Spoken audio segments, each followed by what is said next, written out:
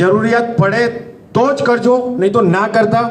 આપણી વાત છે કે ગ્લોબિસ બિઝનેસ કેમ કરવો જોઈએ. પ્રશ્ન આવે જ, ક્યાં પણ આપણે જઈએ તો તરત એક જ વસ્તુ આવે કે આ બિઝનેસ હું કેમ કરું. તમારું બધાનું હું વેલકમ કરું છું ગ્લોબિસ બિઝનેસની અંદર. અને વાત કરતાં કરતાં જો આગળ કહીશ તો એક વસ્તુ છે કે વિચારવી પડશે કે આપણે ખુદનો બિઝનેસ, નોકરી જોબની હું વાત નથી કરતો, ખુદનો બિઝનેસ સ્ટાર્ટ કરવા માટે કેટલા રૂપિયાની જરૂર પડે. 1 લાખ, 2 લાખ, 5 લાખ, 25 લાખ બિઝનેસ માટે જરૂર પડે.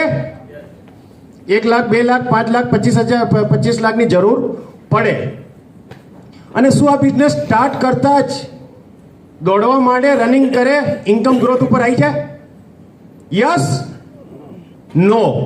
કેમ કે 5% લોકો જ જેણે તૈયારી સાથે કરી હશે, જેની પાસે ટીમ હશે, નેટવર્ક હશે, જાણકારી હશે, એવા લોકો જ કદાચ શરૂઆતથી આગળ વધતા હશે.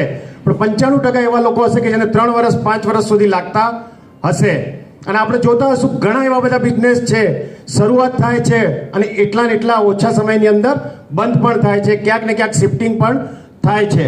તો 5% લોકો જ સક્સેસ જાય છે, 95% લોકો એની અંદર એ ડ્રેનેજ મોડની અંદર રહે છે, ક્યાંક ને ક્યાંક અપ એન્ડ ડાઉન આવતું રહે છે, પણ એ બિઝનેસ બંધ કરતા નથી. આપણી જરૂરિયાત શું છે? આપણે બધા કહેતા હોઈએ છીએ કે મારી જરૂરિયાત શું? રોટી, કપડાં, મકાન. એક નોર્મલ વસ્તુ એવું જ કહે છે ને, શું જોઈએ કે રોટી, કપડાં ને મકાન.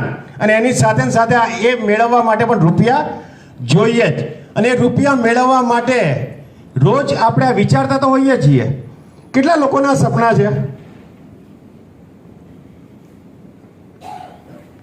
આ સપના એટલે કોઈ નોર્મલ સપનાની વાત નથી કરતો. ગાડી મારી બહાર એસેન્ટ ગાડી પડી છે, એસેન્ટ ગાડીના સપનાની વાત નથી કરતો. ચલાવું છું એસેન્ટ, પણ મારું સપનું છે મર્સિડીઝનું.